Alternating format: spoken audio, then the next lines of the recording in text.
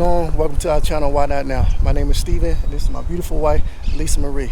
Today, we have decided to make this video based on a comment one of our viewers had made. They had asked us a question like, what challenges have we found living in Santiago de Queretaro? So I'm gonna, guys, I'll flash up the comment real quick so you can see the comment from Kavi, and I'll go ahead and read it off very briefly. Hi, I've seen a number of your videos in the past. My partner and I are considering moving to QRO, our 4th international move. Go Kavi. I'd love to hear about some of the things you disliked or found challenging about living in QRO, because pretty much all YouTubers living in the city have only posted their positives. I'd love to have more insight from folks who have lived there so we can have a full picture about moving. Nowhere is perfect, of course, but I found it easier to adjust when I know what I'm getting into. Okay, Kavi. Fair enough. So you guys can see how I responded to Kavi. And typically we wouldn't make a video like this, really, unless there was a real pull that we felt there were some extreme challenges. And to be quite honest with you, it was hard to find several things in QRO. And I will go ahead and say that Queretaro to us has really been an amazingly beautiful, wonderful place to live. And these so-called challenges, air quotations, guys, or so-called cons or dislikes are very, very minor, and quite honestly are really not major challenges even in our book. But we're doing this video based on the request of the viewer, of our viewer Kavi. I want to make it very clear that for those of you who have already seen our farewell to Queretaro video, you know that we're leaving Queretaro soon. We've been living here for a year. We have our temporary residency here. We are going to a new location, and we're going to continue our work on YouTube. That location is actually going to be a surprise and will be disclosed in the future after we drop a few more videos, guys. So I want to make that very clear. This has nothing to do with why we're leaving Queretaro. It is simply based on a request from Kavi, which was made three days ago based on that comment I just showed you guys in the screenshot. Yep. Okay, so we'll begin with number one, husband.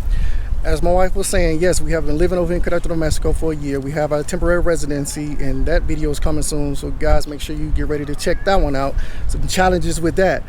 And also some challenges out here in this beautiful park, Queretaro's Park. We over in Queretaro's Park, these bugs flying around. Beautiful neighborhood, guys. Yeah, it Lovely. is. That's another neighborhood we recommend if you guys check out when you come down to Queretaro, Mexico. All right, so number one to us would be cost of living. Cost of living over here in Mexico. Queretaro, Mexico is more of a middle-class city, so of course it's going to be more expensive to live here than in other cities, because we have talked to some locals and they actually have told us, some of our friends have told us, like, yes, this city is a little bit higher priced. And I noticed that from when we go buy groceries or like going to get electronics or even going out to restaurants and eating. So that comes with this city. Since it's a middle class, well-to-do city, it's going to be a little bit higher. Cost of living going to be a little bit more higher over here. Yeah, definitely. Like my husband mentioned, the rents are going to be a little bit pricier. Doesn't mean you still can't get deals, guys. No, still live affordable. Check our cost of living 2021, cost of living 2022 video. I say both because it's the end of 2021 and it applies to both. And you'll know and you'll be able to see that you can find an affordable apartment here for rent. Just know that in Queretaro it is going to be a bit more expensive, given it's more of an upper middle class city. So absolutely has its positives and has its cons, so that cost of living will go up. So that's number one, and I'm going to give you number two, guys. Number two, I would have to say, in our experience, now you guys know how we do. We don't eat out a lot, but we have eaten at a few places that we may or may not have mentioned. We've eaten at Sonora Grill. Recently we've eaten at I think it's Zandongo, which is in Sandunga, which is in Centro Histórico, and a number of other places. I'm not going to mention San Miguelito in Centro Histórico. Over the course of the year that we've been here, typically we like to have like cheap eats or like economic type eats. Or cook at home. We mainly cook at home. 95% of the time we're cooking at home. I cook at home. Absolutely. But I will tell you that we haven't found that the city of Queretaro has it's not a great food hub, a great foodie hub. It's not a place for great food. Sorry guys, not trying to be offensive. This is our opinion. The food has been very bland, and it's actually, I guess what makes it not such a great food hub is that it's bland and it's also expensive. Comparable to what we pay in the United States, actually, which it's surprising. But we haven't found anything that's been amazing. We've had a couple of good eats here, tacos and gorditas and things like that, you guys know. But as far as like going to a restaurant and things and eating something that was really just stood out to us and was amazing, either it was just average or it just wasn't that great, with exception to Pueblo Magico we visited. Which one was that? We had that food. Amialco. That was on point. Los Palmas. Los Palmas over there, Amialco. Yeah. So very well priced. It was very well priced. It was like 130 pesos for like 2 big plates. I mean, it was full. I had shrimp, I had the steak, I had the chicken, I had all the peppers, all the fixings up on it. Fresh. And it was fresh, it was good. And to me, that's what I'm talking about. But over here, when you spend that amount of money, in our experience, the plates, not the flavor, it's very bland. It just doesn't add up. And the thing is, we've asked locals over here, and they say, Queretaro is not known for like any specialty type cuisine. Yeah, it's not known for any type of specialty type of cuisine, things like that. Known. Absolutely.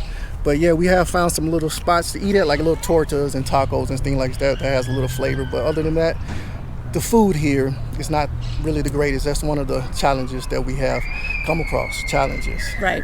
So that's number 2, guys. So we're moving on to number 3. All right, guys. Number 3. Number 3 for me is something that I've been struggling with over here. Finding stuff that's for big and tall. Like, for example, you guys seen in my previous videos, I was saying it's hard for me to find a size 13 shoe.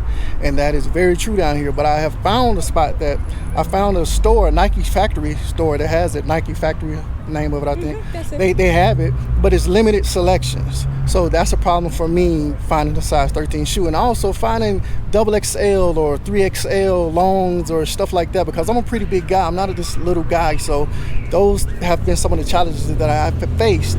I've gone to a store called Milano's.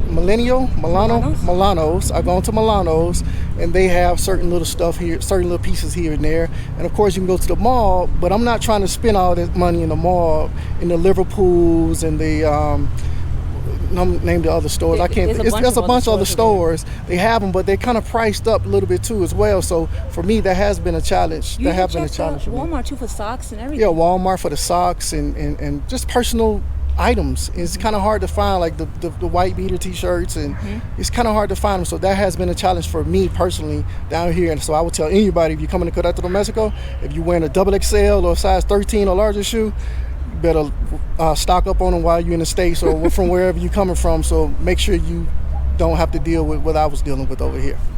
Definitely. And number 4 would be, I would say, and if you see us looking down from time to time, guys, we're looking at our notes. I would say number 4 would be, sometimes it feels a little bit too modern for us, for our taste. We came to Mexico and we enjoy it. It's a beautiful city, but there are certain parts that can feel very, very modern. Meaning, like, you can go. It's sometimes I'm gonna say it like this. And you guys, I don't find it just being any type of way of being offensive. Sometimes I feel like I'm living in the United States, because I can go down the street, get a KFC, I can go to McDonald's, I can go to Starbucks, I can go to Krispy Kreme, I can get all of these things, and it's like, I don't want to eat what I can eat over there. I would like to eat something that's more traditional, that's more localized, that's more here. So that's personally how I feel about that. And whereas in other cities in Mexico, we don't know, in other towns, we've heard that you won't find these type of all these fast food chains and establishments. They won't even allow those things to come in. It's all about the local food, and that's one thing over here you're gonna notice, is that Krispy Kreme, Starbucks, people, they're everywhere. Man, you can get whatever you want. You get Buffalo Wild Wings. You get Buffalo Wild Wings, Wingstop.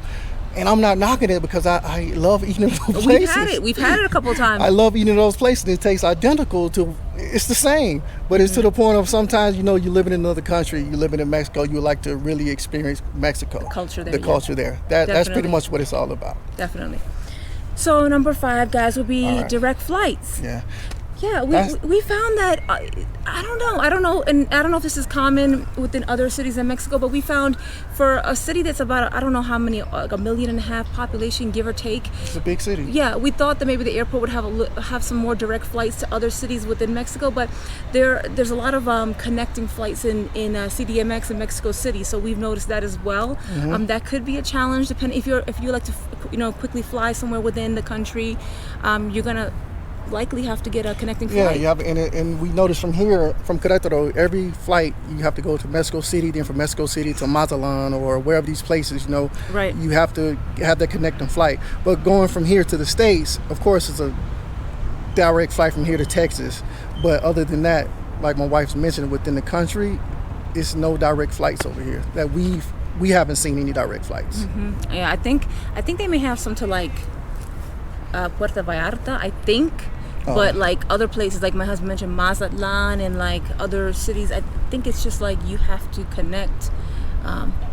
So there's not a whole lot of options. There are some, but not a whole lot of direct flights. But it's like that in the United States too. When we lived in Boise, Idaho for 5 years, we noticed that beautiful place to live, well-to-do city, but the direct flights were like far and few in between, and we had to do a lot of connecting flights when we had to travel, which was exhausting. Yeah, and then later on, they started bringing connecting flights because the city started growing and more people start coming over there and the prices start going up, and that's going to lead us to the next thing we're talking about, guys. If we're finished talking about the flights, we are number six. To me, to us, rapid growth. You can call it gentrification, you can call it whatever you want to call it. This city is going in that direction, and there's always pros and cons to that, but we've noticed that traffic has been crazy over here since we've been living here. Like more traffic at certain times of the day, in the mornings, afternoons, traffic's like crazy. And we don't know, guys, has it always been like this? Because we've only been here for a little over a year, so maybe you guys who live here in Santiago de Queretaro, we have a lot of people who watch us, a lot of viewers from Queretaro. Hi guys, to our friends here in Mexico. So if comment below if that's something that is normal. Maybe it's been like this for a long time. We know there's a lot of businesses that have moved their locations here to Querétaro from like Mexico City, so maybe this is a common thing, but we have noticed that at certain times of the day it's like bumper to bumper traffic. Bumper to bumper traffic, and they're constantly building. Everywhere you look, they're building so fast, they're throwing up new apartments left and right, and we've witnessed this being in the United States. From living in Boise, Idaho, we lived in a lot of places. Lexington, Kentucky, Atlanta, Georgia, New York, Indianapolis, Indiana, all these places we lived, so we've seen it. And like I said, there's pros and cons to that. There's good and bad with it. There's good and bad to it.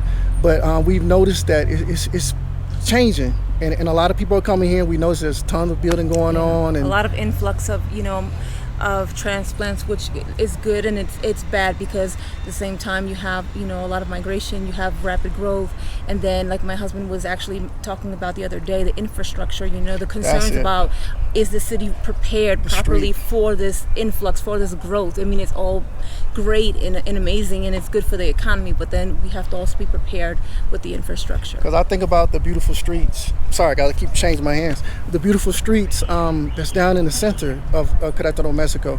I noticed this. It's like you can see it's kind of crumbling up a little bit. I'm thinking that's because of a lot of cars, a lot of traffic going on. They're gonna have to keep redoing that, or they're gonna have to figure out a way how to widen lanes. And they actually been doing a lot of construction. They've been doing a lot of construction, but it actually holds everything up because they have to do it in the middle of just when there's so much traffic, and it's like they have to like shut these streets down and things like that and send it. So but those are the things that we have been noticing that could be potentially challenges for cons for other people, if you will. So again, guys, this is not the reason. I just want to be very clear for people who don't get it twisted. This is not the reason why we're leaving Santiago de Queretaro. It's a beautiful city. You never know. In the future, we might come back. You just don't know what life brings, or we might go to another country. Guys, you just don't know. Continue to follow our journey. We are here to just shed light on the beauty and the culture and bring truth, as we always say, bring value to you guys, bring you informative and enjoyable content. We're here to, inspire, to motivate and educate. These are all the things that that we always tell you guys. So just stay with us, and we hope you enjoyed this video. We hope you appreciated that we were truthful in telling you some of the things that we noticed here that could be considered challenges or cons. Again, for us personally, not reasons to leave the city, and these are also things that you could probably find in other cities in Mexico, but because we were asked by a viewer to give our input here on Querétaro, that's what we did. So we hope you enjoyed it, guys. All right, guys, we're gonna finish it as we always do. Live the life that you were meant to live, guys. Keep a grateful heart. And remember, why not now? All right, guys, peace.